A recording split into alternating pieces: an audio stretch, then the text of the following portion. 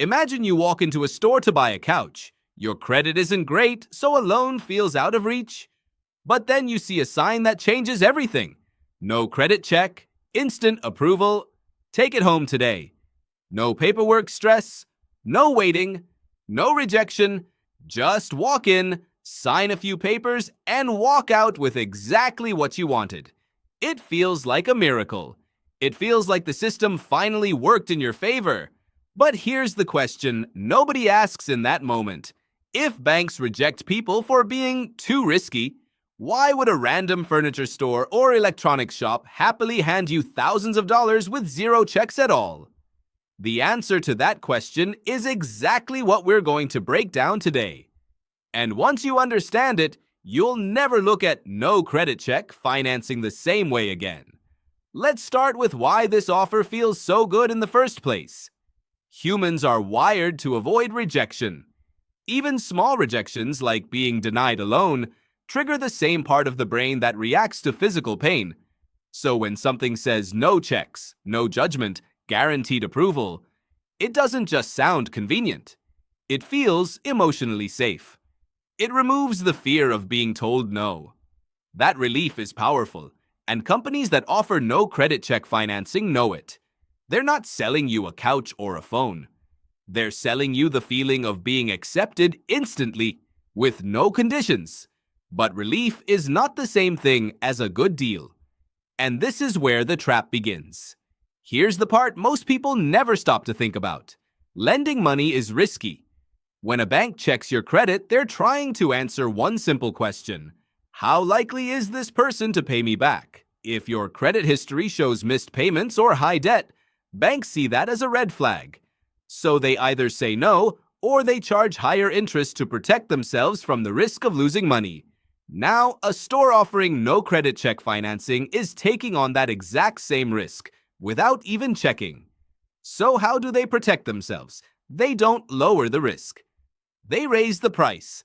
This is the key idea. Since they can't reduce their risk by choosing safer customers, they cover that risk by charging almost everyone significantly more. Through inflated prices, steep fees, or interest rates that can quietly reach triple digits. Let's make this simple with a comparison. Imagine two people buying the exact same laptop, priced at $800.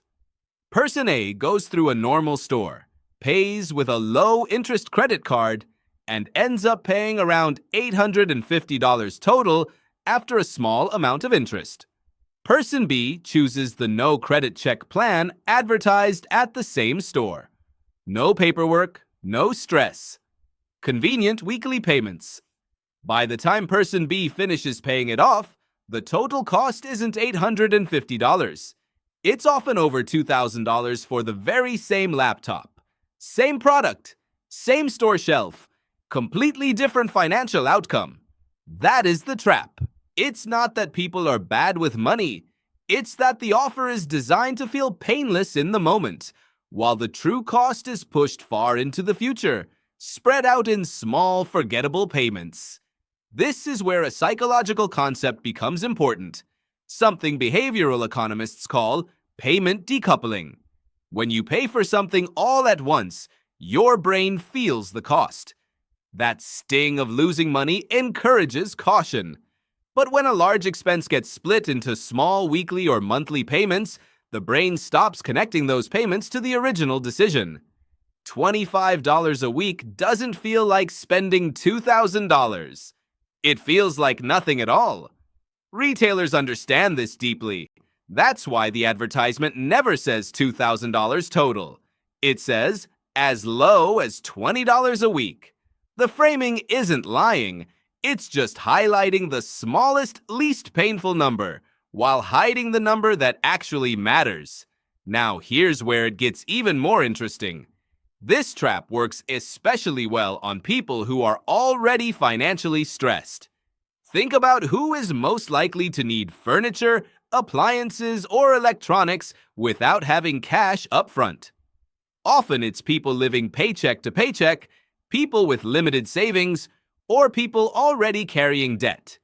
In other words, the customers who can least afford a bad deal are the ones most likely to be offered one. This isn't a coincidence, it's the entire business model. The offer is specifically designed to attract people who feel like they have no other option, because those are the people least likely to walk away and least likely to read the fine print carefully. So does this mean no credit check financing is always evil and traditional credit is always good? Not exactly. The real issue isn't the concept of flexible payments. It's the lack of transparency and the extreme cost hidden behind convenience. So what should you actually do differently? First, always calculate the true total cost, not the weekly or monthly payment. Multiply the payment by the number of payments required. That one number reveals the real story hidden behind the friendly marketing. Second, compare that total to the original price of the item. If the total cost is significantly higher, sometimes 2, 3, or even 4 times the price, that gap is the true cost of skipping the credit check, not a fair convenience fee. Third, remember that convenience is a feature retailers are selling you, just like the product itself. And like any feature, it comes with a price tag, even if that price tag is never clearly shown at checkout. Finally, understand this deeper truth about money.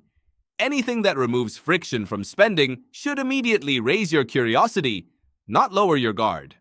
Friction, like paperwork, waiting periods, and credit checks, exists to slow you down long enough to think clearly. When that friction disappears completely, it's usually not because a company became more generous. It's because they found another way to profit from your decision, often at a much higher price than a slower, more careful path would have cost you. The real lesson isn't about avoiding furniture stores or electronics with payment plans. It's about recognizing a pattern in how money decisions are designed to feel effortless right when they should be examined closest. The next time something advertises itself as fast, easy, and judgment-free, don't ask, "How quickly can I get this?" Ask, "Why doesn't this company need to check anything about me first?"